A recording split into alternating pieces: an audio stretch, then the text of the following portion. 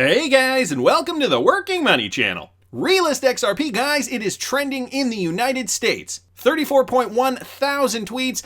This was taken from yesterday. Not only is it trending in the United States, it is also trending in the Netherlands, as courtesy of Crypto Ed NL here on Twitter. So trending in the Netherlands as well. And yeah, this is the big story. You know, I've been seeing these kinds of memes, I suppose you could call them, all over the place. A lot of people requesting to relist XRP, hashtagging the term. I did it myself, responding to, I believe it was Alex Cobb's tweet there as a response, just relist XRP. We got to get as many people to tweet this out as possible. And I think we've been proving a point as the XRP community. It has been making its way through the Twitterverse. But are we going to see anything meaningful happen? Well, there's a lot to examine here. This from Arturo Pertilla. He says, is this a good moment to acknowledge that U.S. exchanges acted hastily and were ill-advised by their risk compliance teams? They delisted XRP to avoid SEC sanctions, and now the SEC is blaming them for the market losses. Been saying this since day one. And then he retweets a tweet to that effect here. You can't make this stuff up. Coinbase delisted XRP with aims at avoiding SEC sanctions and a potential IPO schedule deferral,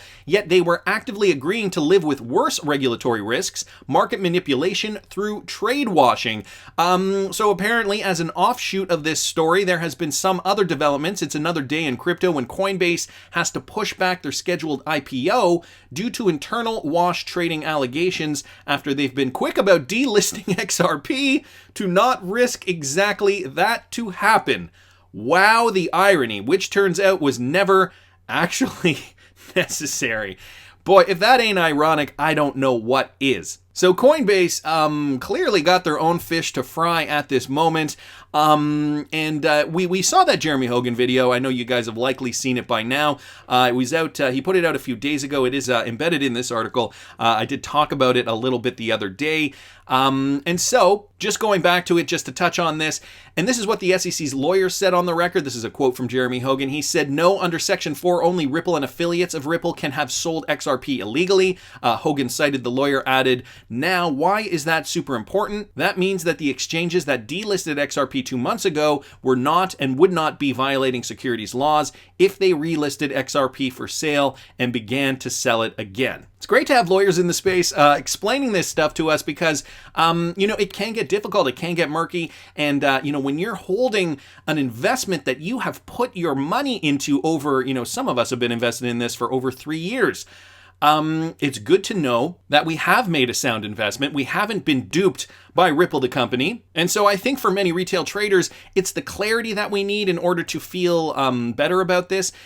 This from XRPCRYPTOWOLF. So the SEC says XRP is fundamentally different than Bitcoin and Ethereum as legal battle with Ripple intensifies. And I know we talked a little bit about this the other day. Thought this was interesting though. So You Today reports that within the case against Ripple, Tenreiro notes, so George Tenreiro is the SEC lawyer. He notes that XRP, unlike BTC and Ethereum, is backed by a knowable and singular body, namely Ripple. Mr. Solomon, Ripple's general counsel, tries to say that we are no different than Bitcoin and Ether, as Ripple's own lawyers told them. You are not like Bitcoin because you are one entity that has created these assets. That is fundamentally different. The lawyer also asserts that even though the company has attempted to find a use case for its XRP token, the firm has been unable to demonstrate that its token has any utility. I don't understand where they're getting that from, considering it is very well documented that XRP does have quite a bit of utility. We dispute whether this utility actually exists, Your Honor, but the point is, even if it did exist, Ripple and the defendants' efforts to develop a use for XRP is what makes XRP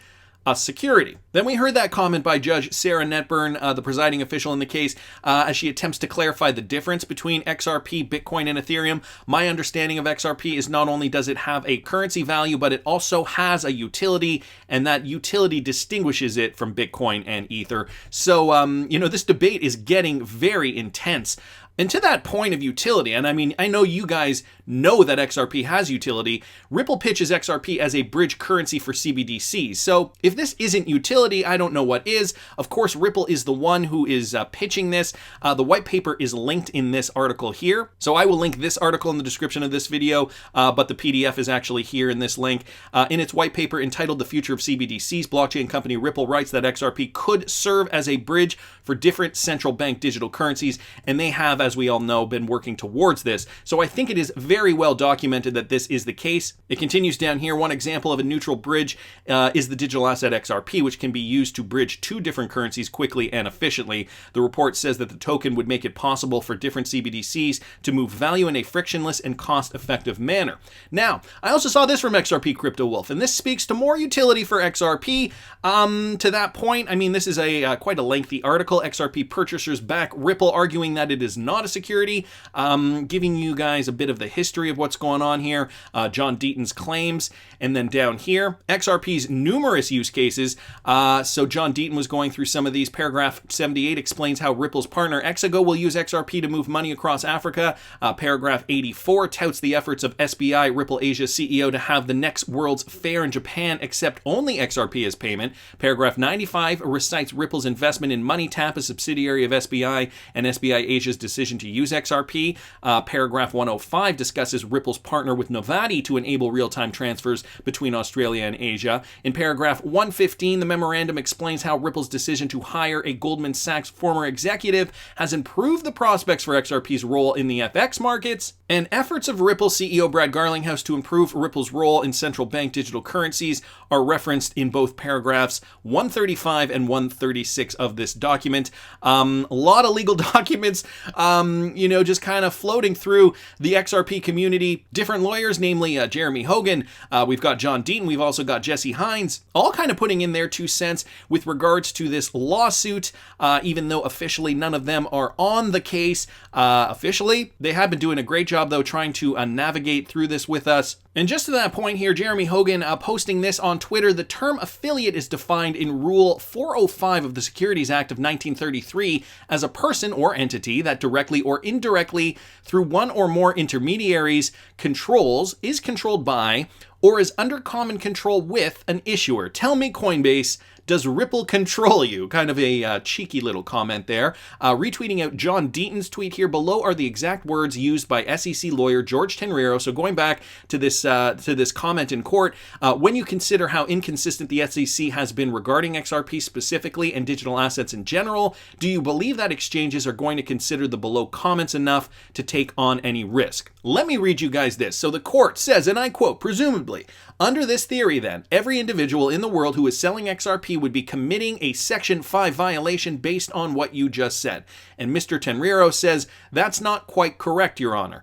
So, the statute of the Securities Act of 1933 has sort of a registration provision under Section 5 and then an exemption provision under Section 4. And broadly speaking, the Section 4 exemptions, I'm speaking very generally here, if these are transactions by people in the market, they are exempted by statute. Section 5, though, focuses on and is relevant to this case, the issuer and the affiliates of the issuer. So it is only Mr. Larson and Mr. Garlinghouse, the CEOs, or some on board. The affiliates of the issue are captured by the statute. Section 4 specifically exempts these transactions that the court put in the hypothetical of all these other people buying and selling XRP in the market. I don't think that would be the case, Your Honor. Jesse Hines jumping in here, you could argue that an exchange is a dealer and thus not exempt from Section 5. So playing a bit of a devil's advocate here, Jeremy Hogan then responds, even if they are considered a broker-dealer, the SEC already put on the record in response to Deaton's motion that there has been no legal determination of XRP's status. So the exchanges, behinds, or buts are covered either way. Jeremy Hogan obviously very, very confident, even though he is not a securities lawyer, that the exchanges can, with an abundance of confidence and good faith, relist XRP and know that they should not legally be under scrutiny by the SEC. Jesse Hines responds here, I'm not so sure I agree here.